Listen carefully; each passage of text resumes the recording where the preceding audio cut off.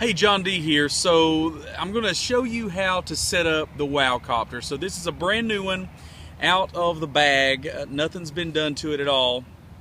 So when you take it out, the first thing you're going to do is right here, you just push button the light on. It's not a switch. For some reason, everybody thinks it is.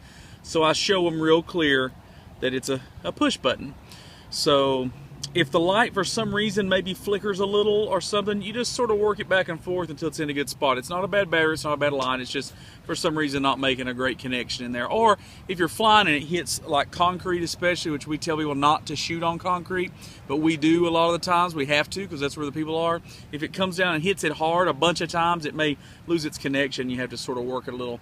So the first thing I do, I say turn the light on, and then you're going to look for two lines, and they're creased and printed.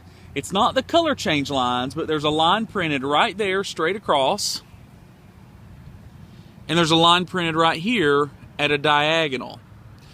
Now this diagonal is what gives it the spin coming down. It's designed after a maple seed. You've seen those spinning down. Nature knows best, and we're copying nature. That's exactly how this was designed. So the first thing you're going to do is you're going to turn them inside out, and when you do that, you can see those lines very clearly with the light on.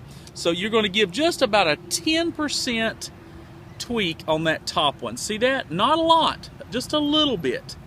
And then you're going to give about a 30 to 40% on that one. Also not a lot, not hard. That's incorrect. And then there's going to be two lines on the other wing. So a total of 4 lines, and you want them to be bent as evenly as possible. Now that bottom line has to be on the angle or it won't create the spin that makes it work. That's how it works. So that's about right. Now when I bend them, what makes the flight ineffective is a couple of things. First of all, you don't want these bends to be too sharp. So I always soften them up just a little. I sort of squeeze right over them and soften them up. You want more of a gradual instead of a pop, pop, okay? So I always soften them up a little. And I'll usually bend it a little more the first flight and then soften the whole thing up more, because when you shoot this thing off, it's like a rocket. The wind speed is going to keep the wings pulled back like this. This is one of the big difference in a great copter and one of the knockoff pieces of junk you can get dirt cheap, is that these wings are made from a very specific plastic. It's the absolute perfect thickness. I've tried tons of different prototypes. If it's off just a little, it's a junk copter. It doesn't fly good. It doesn't go up high. It doesn't come down slow. And we've got the perfect one here that does both of those things perfectly. So the more it's bent, the slower it'll float down. Okay? But also the more resistance it's got going up. You may get 100 feet out of one like this. You may get 30 feet. But if you soften it up, that's where you're going to get the full 200 feet.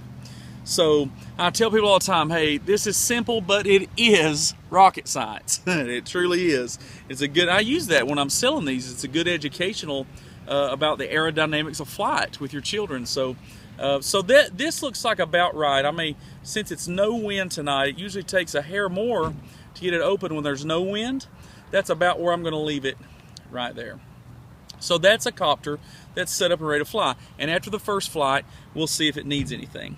So here's the way you do it. First, you're going to get your deluxe slingshot, which we give with absolutely every copter. That's the way we do it because we want everybody to be able to shoot it easy. We don't want anybody shooting their thumbs. And with all of our competitors, the kids have a hard time and they don't do that good. So we're going to take this. You just hold it with your thumb on the bottom. There's a flat spot on this side, a rubber band hook on that side. You want your thumb on the bottom and squeeze tight. Rubber bands pointing down. Then with the copter, you squeeze the handle in the middle, pinchers. I always get the kids or adults, show me your pinchers, and then I open this up and say pinch right there. And they still sometimes don't get it. You got to show them like this. Now pinch. And that's the way you do it. And they'll pinch right there. Not like this, because that makes air resistance as it launches, and they'll hit this. Pinchers right in the middle. Easy. Hold this. Look. Just hook on just like that, and now we're going to get ready to fly it. You just hold it up square. You don't want it to be like this, like that, like that. It'll hit. You want it to fly straight through the center. So pull it down perfectly square, just like this. Pull it down and just let it slip out of your fingers right here. That's it. And boom.